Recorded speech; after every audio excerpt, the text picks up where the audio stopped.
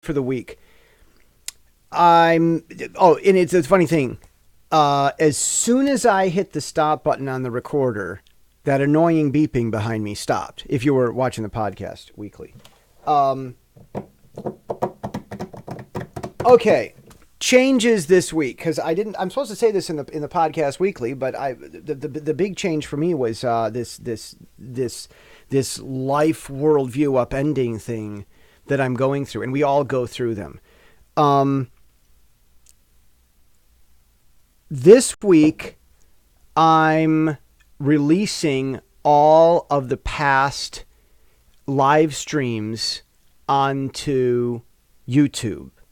So you're welcome to follow YouTube. If you're new on YouTube to my channel and you see these podcast things, I do podcasts and stuff, and that's what these are. So I'm releasing them. It's been several months.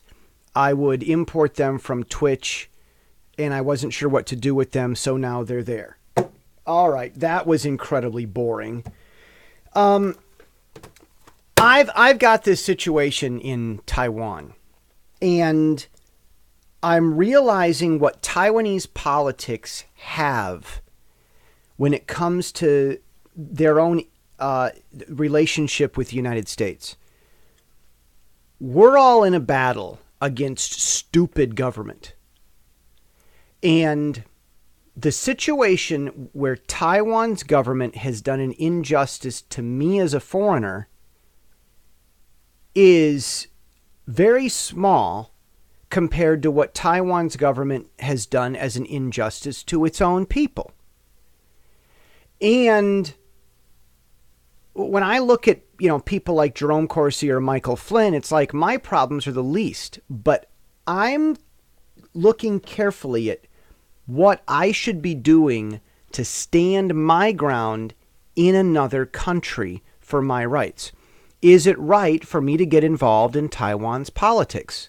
Well, having lived in Taiwan 10 years, I'll give you my perspective.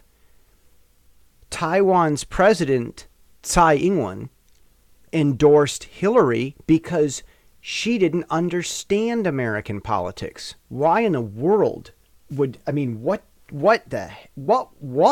Like, that's someone that's clueless. You do not want to have a political machine boss. Hillary would have been worse than Frank Underwood. And you would not want to rely on Frank Underwood for your protection and security against China. And that's what Hillary basically would have been. It's always been go look at the Arkansas Little Rocks. The Clintons have always been kind of like a political machine type of a thing. They just, everything they do is just so they can stay in power and get more power. So I don't think Taiwan's president understood that, or she wouldn't have endorsed Hillary. I think she looked at everyone on CNN saying Hillary was going to get elected, and then so she wanted to choose sides. And it's like, wait a minute, America isn't about having friends like that. America is all about making the decision that's going to help people. In fact, you know what? As I'm talking here, I just realized it. Okay, I'm going to say what I was going to say first, and then I'm going to tell you what I just realized. No, I'm going to tell you what I realized first, and then tell you what I was going to say anyway. What I just realized is I need to come out and publicly endorse Taiwan's president for re-election because I want to prove to the Taiwanese that America is not an angry, vindictive people. And okay, that was what I just realized I need to do, and I need to give that as my reason. Having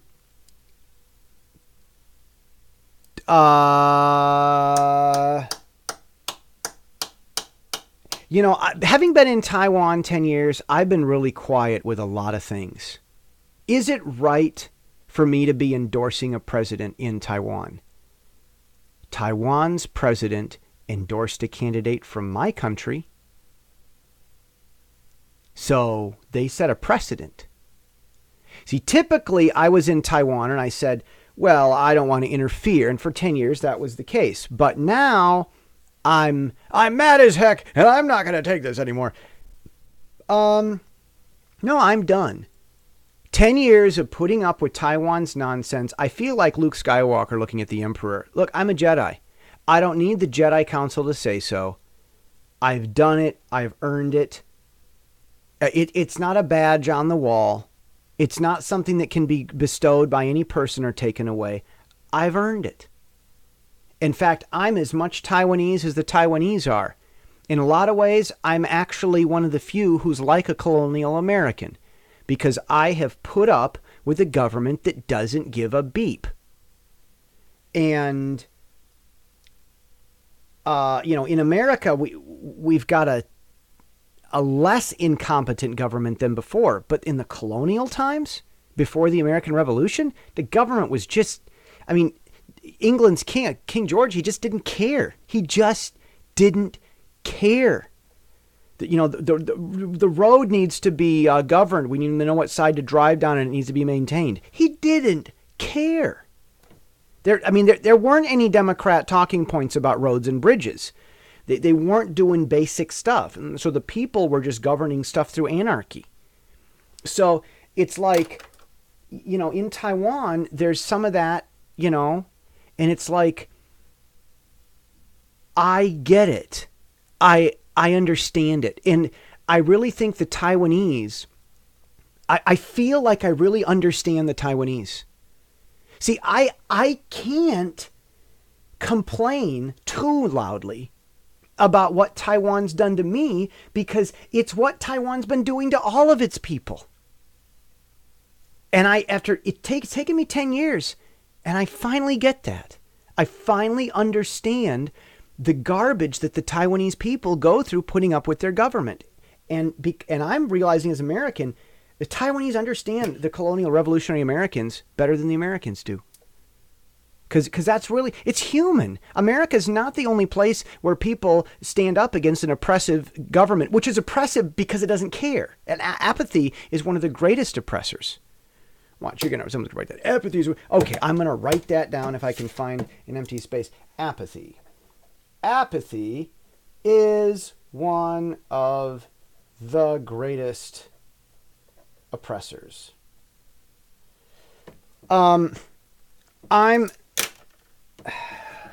Okay, so what was I going to say?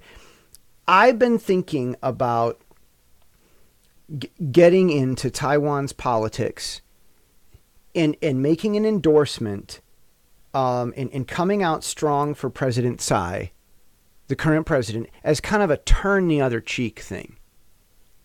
I helped them, but they wouldn't help me. The government's giving me nothing but trouble. And then I went and helped.